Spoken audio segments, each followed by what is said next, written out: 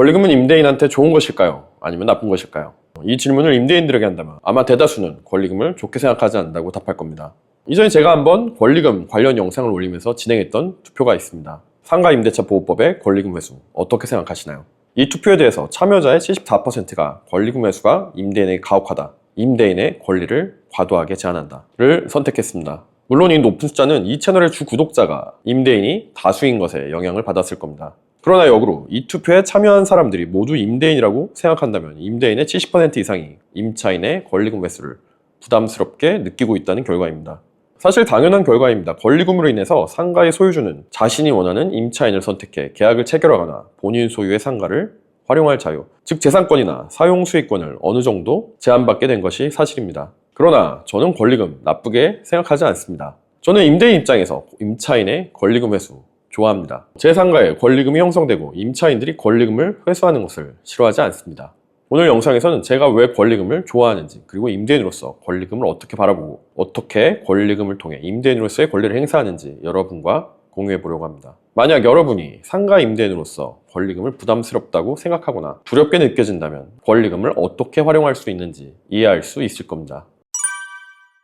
권리금이란 개념이 처음에는 쉽게 이해가 되지 않을 수 있습니다. 저도 처음 상가 임대업을 시작하면서 권리금이란 개념을 이해하는 데에는 어려움을 겪었습니다. 뭔가 이상하잖아요? 소유주는 따로 있는데 왜 임차인들이 자기들끼리 부동산에 대해서 돈을 주고받아? 이렇게 생각하시는 분들, 이 영상 보는 분들 중에서도 있을 겁니다. 권리금에는 여러 가지 종류가 있죠. 임차인이 투자한 시설에 대해 받는 시설권리금, 임대차실의 입지 그 자체에 붙는 바닥권리금, 영업이익, 거래처, 영업 노하우 등에 붙는 영업권리금 등이 있습니다. 이 중 하나의 권리금이 책정될 수도 있고 여러 권리금이 종합적으로 산정돼서 책정되기도 합니다. 그런데 임대인이 이런 것들을 알 필요는 없습니다. 그냥 새로운 임차인이 기존 임차인 대신 그 임대차실을 새롭게 사용 수익하기 위해 기존 임차인에게 지불하는 금액으로 이해하면 되는 겁니다. 임대인이 권리금의 가치에 대해서 분석하고 평가할 필요가 없는 것이죠. 임대인은 권리금이 왜 생기는지에 대해서만 이해하면 됩니다. 사람들마다 어떤 개념에 대해 각자의 방식으로 다르게 이해하겠지만 저는 권리금을 프리미엄으로 이해합니다. 어떤 입지든 어떤 수익과 수익 모델을 가지고 있는 사업이든 그것이 자신에게 도움이 되겠다, 내가 대신 사용하면 좋겠다, 그렇게 원하는 사람이 기존 임차인에게 지불하는 것입니다. 웃돈을 주고 주식을 하고 집을 사고 물건을 사듯이 필요한 사람이 지불하는 돈입니다. 다만 권리금은 조금 더 특이할 뿐입니다.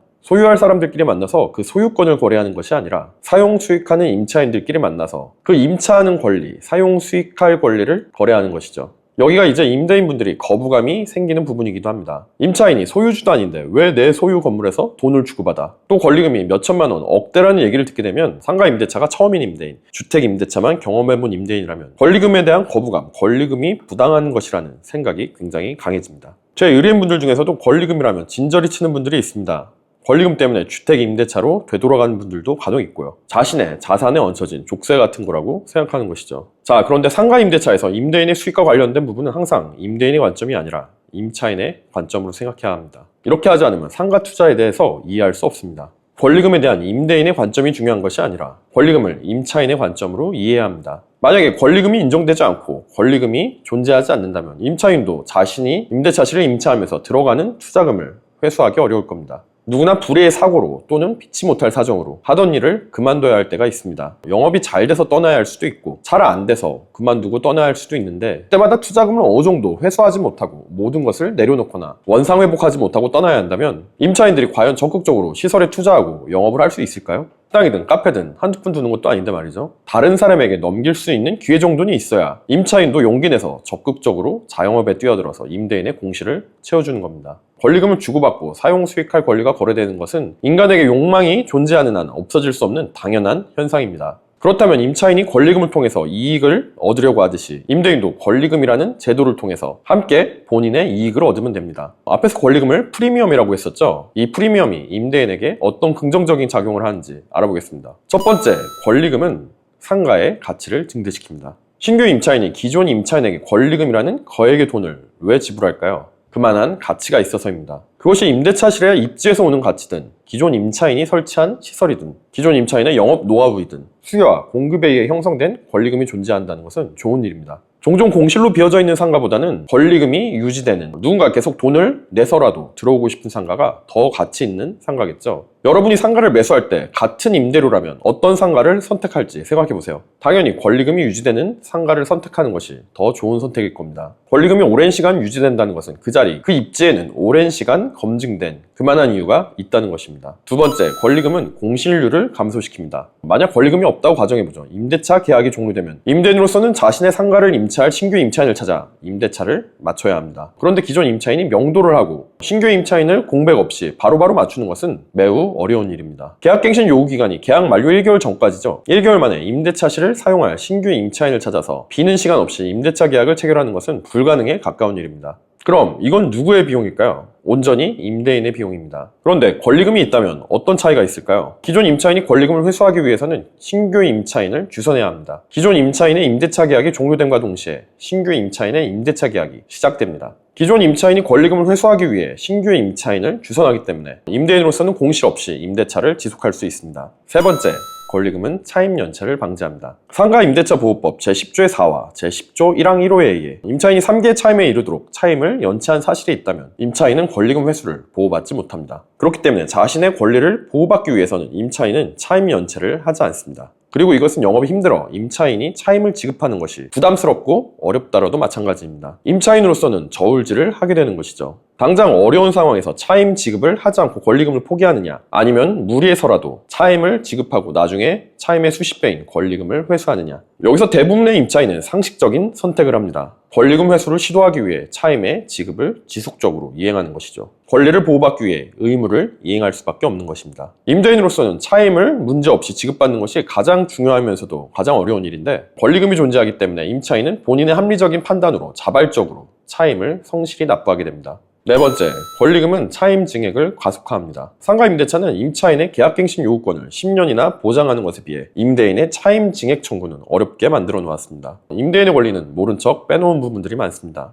환산보증금 이하의 임대차인 경우 증액 상한이 5%죠. 그리고 환산보증금과 상관없이 차임을 증액하는 데에는 많은 어려움이 있습니다. 임대 조건을 너무 낮게 책정해서 임대차 계약을 체결한 경우, 또는 상권이 급격하게 변해서 임대 조건과 현재 시세에 많은 괴리가 있는 경우, 임대 조건을 시세에 맞춰 변경하려는데 임차인이 협조해주지 않는다면 임대인으로서는 어려움을 겪을 수밖에 없습니다. 그러나 이러한 차임이나 보증금 증액에 대한 제한을 벗어날 수 있는 순간이 있습니다. 바로 임차인이 신규 임차인을 주선하면서 권리금을 회수할 때죠. 이때만큼은 상가 임대차 보호법의 계약갱신 청구 조항의 차임 증액에 대한 제한을 받지 않게 됩니다. 계약을 갱신하는 것이 아니라 신규 임대차 계약을 체결하는 것이기 때문입니다. 시세에 맞는 임대 조건으로 신규 임차인과 임대차 계약을 체결할 수 있습니다. 현행 법체계에서는 계약이 지속되는 동안 차임 증액이 쉽지 않은 부분인데, 권리금은 임대인에게 일종의 해방구처럼 작용합니다. 권리금이 없다면 임차인에게도 출구가 없어 임대차는 길어지고, 더불어 임대인도 차임 증액에 어려움을 겪는 기간이 길어질 수밖에 없는데, 권리금으로 인해 임대인은 차임 증액을 가속화할 수 있습니다. 이렇게 권리금은 임대인에게 여러 장점이 있는 기회이지만, 대부분의 임대인들은 임대차와 권리금에 대해 지식이나 요령이 부족해서 임차인과의 협상에서 지게 되고 본인의 손해를 감수하게 됩니다. 그리고 이러한 손해는 단기적으로 적게는 몇백만 원에서 크게는 몇천만 원에 달합니다. 이러한 손해와 갈등을 겪은 임대인들로서는 권리금에 대한 부정적인 인식을 가질 수밖에 없겠죠. 하지만 임대인에게 권리금이 부정적인 영향을 끼치는 것은 없습니다. 임대인이 임대업을 지속한다면 말이죠. 임대인이 임대인으로서가 아니라 소유주로서 상가를 직접 사용하려고 하거나 어떠한 목적을 위해 임차인을 내보낼 때만 문제가 될 뿐입니다. 권리금은 임차인들만의 전유물이 아닙니다. 임대인이 임차인들이 주고받는 권리금이 얼마인지, 그 권리금이 어떻게 책정된 것인지는 알 필요 없지만, 권리금에 대한 의무와 권리에 대해서, 그리고 권리금 회수 기회를 어떻게 다뤄야 하는지는 임대인이 임차인보다 더 잘 알아야 합니다. 그렇지 않다면 권리금 회수 단계에서 도착할 수 있는 목적지는 둘 중 하나입니다. 임대인의 손해 또는 법적 분쟁. 권리금에 대해서 생소하거나 제 영상이 처음이신 분들은 제 채널에서 권리금과 관련된 다른 영상들을 보면 많은 도움이 될 겁니다.